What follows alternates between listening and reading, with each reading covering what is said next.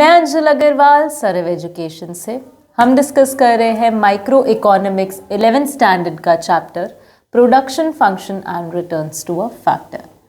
इस चैप्टर का ये लास्ट वीडियो है और इस वीडियो में हम डिस्कस करने वाले हैं कि हमारे टोटल प्रोडक्ट, मार्जिनल प्रोडक्ट और एवरेज प्रोडक्ट में क्या क्या रिलेशनशिप्स हम फाइंड कर सकते हैं।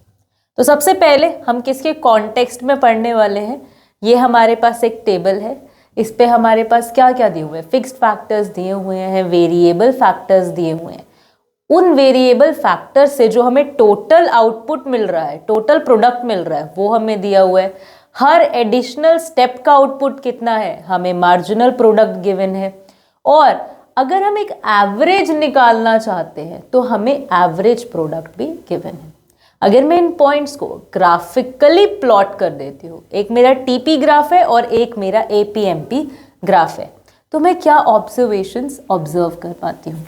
कुछ ऑब्जर्वेशंस जो हम टीपी और एमपी के बीच में स्टैब्लिश कर रहे हैं, उनके बारे में हम लास्ट वीडियो में भी डिस्कस कर चुके हैं लॉ ऑफ वेरिएबल प्रोपोर्शंस में। क्या क्या टीपी और एमपी के बीच में रिलेशन निकल के आता है कि टीपी तब तक इंक्रीज करेगी इंक्रीजिंग रेट पे जब तक एमपी क्या कर रहा है, इंक्रीज कर रहा है। जब एमपी डिक्लाइन करने लगेगा तो टीपी इंक्रीज तो करेगी, यानी कि एमपी क्या है, टीपी में एडिशन कितना हो रहा है, राइट। तो अगर एमपी डिक्लाइन कर रहा है तो टीपी इंक्रीज करेगा क्योंकि कुछ एडिशन तो हो रहा है, लेकिन टीपी डिक्लाइनिंग रेट पे, डिक्रीजिंग रेट पे क्या करेगा, इंक्रीज करेगा। थर्ड रिलेशन हमें क्या पता लगा कि अगर एमपी भाई जीरो हो जाए, यानी कि जो एडिशन हो रहा है वो क्या हो जाए, जीरो हो जाए, तो उस पॉइंट पे हमारा टोटल प्रोडक्ट मैक्सिमम पॉइंट पर पहुंच जाएगा क्योंकि उसके बाद कोई एडिशन पॉसिबल नहीं होगा।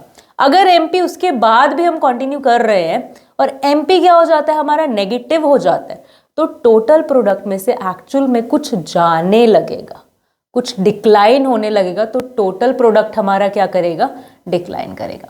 क्या क्या स्टेजेस समझ आए हमें, MP increases, TP increases at increasing rate. MP declines, TP increases at declining rate.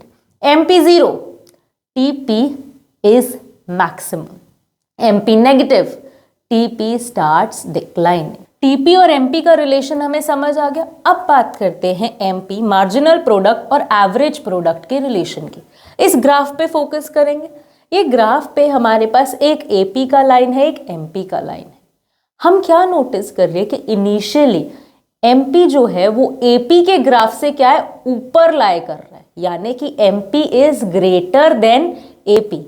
इस पॉइंट पर हम क्या बोल रहे हैं कि AP क्या कर रहा है, इंक्रीज कर रहा है जब हमारा MP is greater than AP। फिर हम एक पॉइंट नोटिस कर रहे हैं जहां पे ये दोनों ग्राफ्स क्या कर रहे हैं, इंटरसेक्ट कर रहे हैं, एक दूसरे को कट कर रहे हैं। ये जो A पॉइंट है यहाँ पर ये दोनों ग्राफ्स क्या कर रहे हैं, एक दूसरे को कट कर रहे हैं। इस पॉइंट पे हमारा जो AP है वो मैक्सिमम रीच कर चुका है, एवरेज प्रोडक्ट जो है वो मैक्सिमम पॉइंट पर रीच कर चुका है। उसके बाद वाले स्टेजेस पे क्या हो रहा है, हम क्या नोटिस करें कि MP का जो ग्राफ है वो क्या AP के डाउन लाई कर रहा है, यानी कि MP is less than AP। इस पॉइंट के बाद बेसिकली हमारा जो AP है वो क्या करेगा, डिक्रीज करने लग जाएगा। हाँ, तो क्या क्या ऑब्जर्वेशंस हमारे पास निकल के कि MP अगर AP से ग्रेटर है तो हमारा AP इंक्रीज करेगा, MP अगर हमारे AP से लेस है, छोटा है, तो हमारा AP डिक्लाइन करेगा। A जो यहाँ पर पॉइंट है, ये पॉइंट है जहां पर हमारा MP इक्वल है AP के, और ये पॉइंट पर हमारा एवरेज प्रोडक्ट मैक्सिमम है। एक और ऑब्जर्वेशन हमें क्या पता लग रही है कि इन केस हमारा जो ये MP ग्राफ है ये जीरो या नेगेटिव भी हो जाता है, तब भी हमारा एवरेज प्रोडक्ट क्या रहेगा, पॉजिटिव रहेगा। इसका क्या रीजन है, देखो एक सिचुएशन इमेजिन करते हैं कि ये फील्ड है, यहाँ पर लोग काम कर रहे हैं। हमने क्या बात की थी कि जैसे जैसे हम वेरिएबल फैक्टर बढ़ाते जा रहे हैं, उस वजह से हो क्या रहा है कि फिक्स्ड फैक्टर तो उतना ही है, वेरिएबल फैक्टर बढ़ते जा रहे हैं। इस वजह से हमारा जो मार्जिनल प्रोडक्ट है वो नेगेटिव हो जाता है, राइट। हमने यही बात की थी ना। लेकिन एवरेज प्रोडक्ट का मतलब क्या था, एवरेज प्रोडक्ट तो हम बात कर रहे थे ना कि जो वेरिएबल फैक्टर्स है इन सब के हिस्से में एक्चुअल में आउटपुट कितना आ रहा है। अगर यहाँ पर इस फील्ड पर 10 लोग काम कर रहे हैं तो 10 लोग मिलकर 100 प्रोडक्ट बना रहे हैं फॉर एग्जाम्पल। तो एवरेज प्रोडक्ट में हम क्या निकाल रहे थे कि एक पर्सन कितना प्रोडक्ट बना रहा है, यानी कि 10 यूनिट्स बना रहा है, राइट। तो एवरेज प्रोडक्ट कभी भी क्या होगा, नेगेटिव नहीं हो सकता, क्योंकि फील्ड पर लोग ओवरली पॉपुलेटेडली काम कर सकते हैं। वेरिएबल फैक्टर इतना बढ़ सकता है कि हमें एक्चुअली जो प्रोडक्टिविटी है वो क्या होने लगे, डिक्लाइन करने लगे। लेकिन प्रोडक्टिविटी कुछ ना कुछ तो हमेशा रहेगी ना। हाँ, तो एवरेज प्रोडक्ट डिक्लाइन जरूर कर सकता है लेकिन कभी भी जीरो या नेगेटिव नहीं होगा। बिल्कुल हमें इतनी बात समझ आ गई। एक बेसिक हम रिलेशनशिप एस्टैब्लिश कर पाए टीपी, एमपी और एपी के बीच में, राइट। तो होपफुली हमें इतना बिल्कुल क्लियर हो गया होगा। एक छोटा सा पॉइंट और ऐड करते हैं यहाँ पे कि यार देखो, बेसिकली जब भी आप एमपी और टीपी को स्टडी करने की कोशिश करो ना, आप स्टडी करो एमपी क्या है कि टीपी में एडिशन क्या होगा। एमपी हमेशा एक एडिशनल स्टेप की वैल्यू है ना, तो अब बात करो टीपी में एडिशन कितना होगा। तो अगर कुछ ग्राफ्स आपको यहाँ पर देखने मिलेंगे, अगर तो देखो टीपी में कांस्टेंट एडिशन हो रहा है, यानी कि जो आपका मार्जिनल प्रोडक्ट है वो क्या है, कांस्टेंट है, तो आपके टीपी का एडिशन भी क्या हो जाएगा, कांस्टेंट हो जाएगा।